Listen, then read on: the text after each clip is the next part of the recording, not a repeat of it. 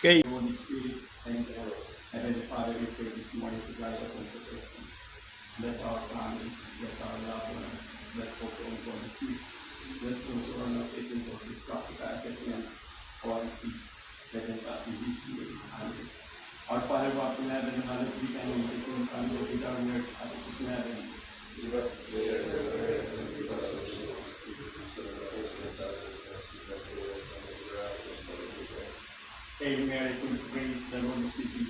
Blessed art thou among women, and blessed is the fruit of thy womb, Jesus. Glory be to the Father, and to the Son, and to the Holy Spirit.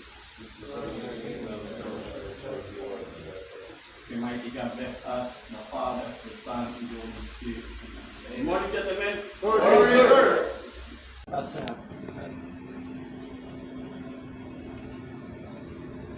Tapos dito sa atin.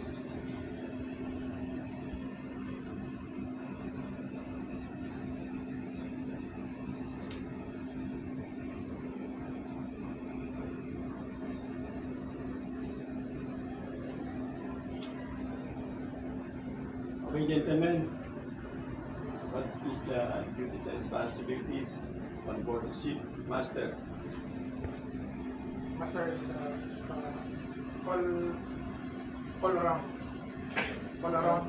command. Overall. Overall command by the Okay, next. Chiefmate. Chief Mate, the second highest rank deck officer, sir. Is responsible for the cargo, safety, and then navigating the ships. Second mate. Second mate, the one who in charge for the FFA and life savings and balances, and one of the navigators. Third mate. He's the one to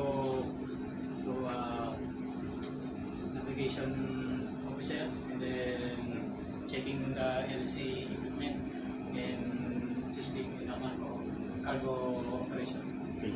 Ozone. Bosun, sir, is the one who is in charge maintenance on deck, sir, and he is also supervisor on deck. Okay. AB. Help on the bridge, lookout, deck maintenance,